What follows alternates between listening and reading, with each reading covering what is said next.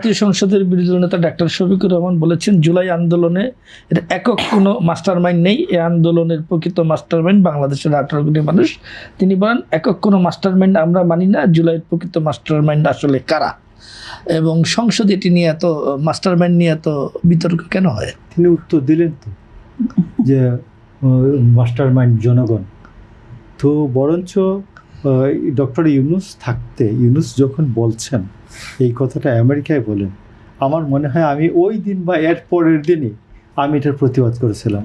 কারণ আমি বলছি যে স্পন্টেনিয়াস এবং মেটিকুলাসলি ডিজাইনড এক জিনিস না। যে আমাদের জুলাই আন্দোলনটা হয়েছে স্বতঃস্ফূর্ত, আর এটা ডিজাইন করা একটা মুভমেন্ট, উনি যেটা বলছিলেন এটা সঠিক না।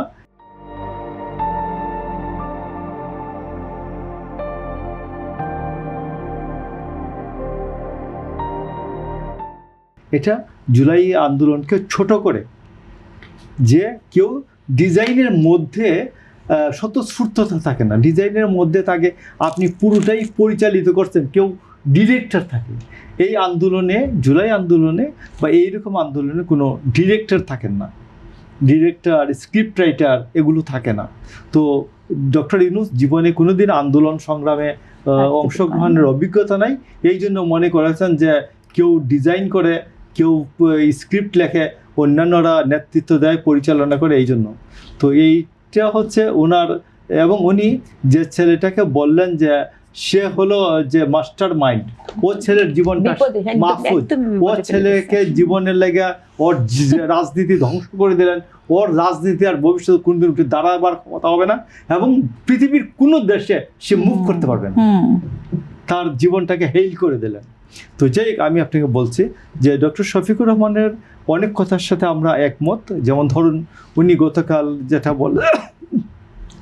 যেটা বলেছেন যে প্রধানমন্ত্রীর চীন সফরকে তিনি স্বাগত জানিয়েছেন, এবং চায়নার সফরকে উনি ভূয়সী প্রশংসা করেছেন। তো এই জন্য আমি মনে করি যে বাংলাদেশের যে পার্লামেন্ট, এই পার্লামেন্টকে কার্যকর করার জন্য কিছু কিছু ক্ষেত্রে অমত হবেন, আর একেবারেই যে সঠিক যে ক্ষেত্রগুলি আছে তো সেই জায়গাগুলিতে তারা বিরোধিতা করবেন, এটাও সঠিক। আবার কোনো কোনো ক্ষেত্রে একমত হবেন, এটাও সঠিক।